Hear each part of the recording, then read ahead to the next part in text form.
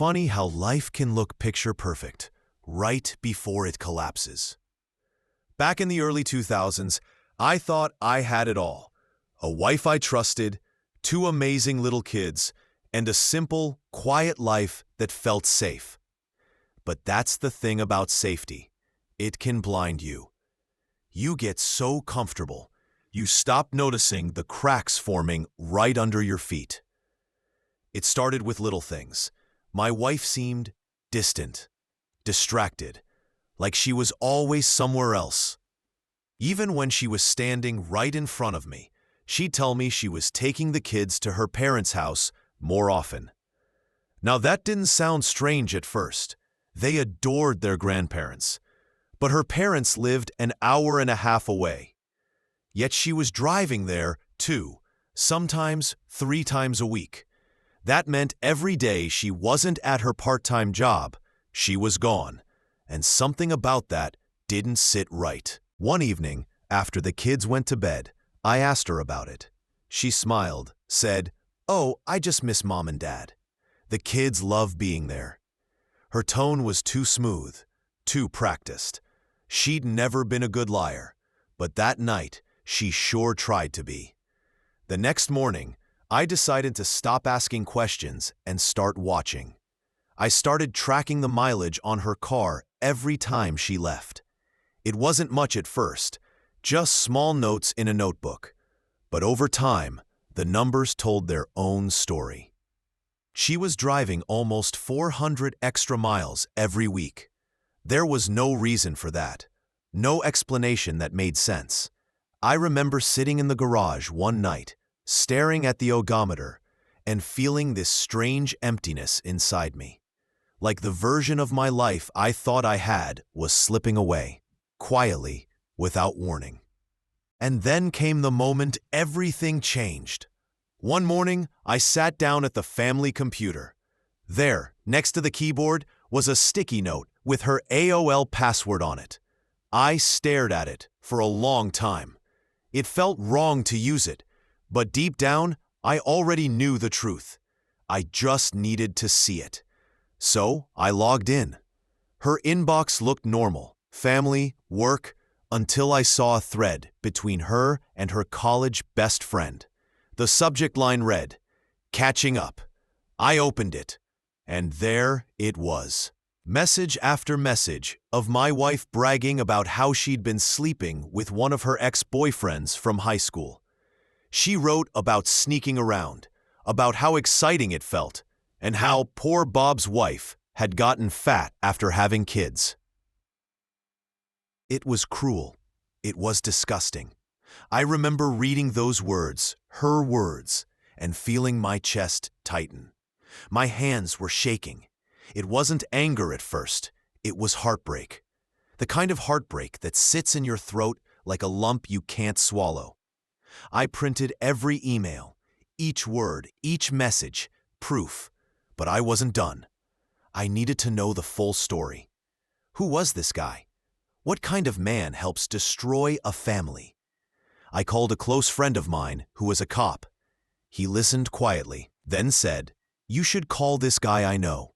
Used to be on the force. Now he's a private investigator. Name's Ron. You'll like him." Ron was professional, calm, and sharp as hell. I met him the next day, handed him the emails, told him what I knew, and asked him to find out everything. A week later, my phone rang. "Got something," Ron said. His tone was serious. What he showed me hit like a brick. His report had photos, times, addresses, everything. My wife would drive the kids to her parents' place, then meet her ex, Bob, for lunch. Then they'd go to a dingy roadside motel. 2 or 3 hours later, she'd head back, pick up the kids, and come home like nothing happened. There were photos of her kissing him in the parking lot, photos of them entering the motel room together. Every timestamp felt like a punch. That night, I sat in the dark with the photos spread across the table. My kids were sleeping upstairs. I remember thinking about my parents, how their infidelity had destroyed our family when I was little, how I had promised myself I'd never repeat that cycle. And here I was, standing in the ruins of my own home thanks to someone else's lies. I called my lawyer the next morning. We began divorce proceedings immediately. But before ending my marriage, I wanted to know who this Bob really was. Ron did his digging, and what he found was poetic. Bob was married, 3 kids. And his job? He was the vice president of sales for his father-in-law's company. His entire career, his house, his income, all came from his wife's family. It was like watching the setup to a perfect karmic domino effect. I asked Ron for multiple copies of his report. I had a plan. When the day came, my wife was served with divorce papers at work. The shock on her face, I'm told, was priceless. But I wasn't there to see it. Because while she was getting served, Ron was sitting in a cafe across town, meeting with Bob's wife. He showed her everything. Every photo, every timestamp, every disgusting detail. I wasn't there, but Ron said she didn't cry. Not at first. She just sat still, reading in silence. Then she took a deep breath and said, "Thank you. I'll handle it from here." And boy, did she handle it. From public court records and what I later learned through Ron, Bob's life fell apart in record time. His wife emptied their joint bank account, took the kids, and left. Then her father, his boss, found out. Bob was fired immediately, and since his wife's parents owned the house they were living in, he was evicted too. In 1 week, he lost his job, his family, and his home. It didn't stop there. Their divorce turned ugly. There were screaming matches, restraining orders, even a fight where Bob tried confronting his wife and ended up getting his nose broken by her brother. There were arrests, mugshots, criminal charges. It was chaos. And I didn't lift a single finger. That's the thing about karma. It doesn't always need your help. Sometimes it just needs a little nudge. Bob eventually vanished. No social media, no online trace. Gone. But his ex-wife? She rebuilt her life. Took over her dad's company after he retired. Raised her kids on her own. And as for me, I rebuilt mine too. My ex-wife and I stayed civil for the kids. I never spoke to her about the affair again. Once the kids became adults, I cut contact completely. I don't hate her.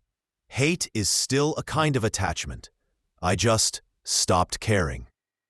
There's a strange peace that comes when you finally let go of the person who destroyed your trust. I didn't destroy her life. I didn't even yell. I just showed her the mirror and let the truth do the rest. She lost her marriage. He lost his world. And I got my peace. Because sometimes the best revenge is silence. If you've ever been betrayed, if someone ever made you feel like you weren't enough, remember this.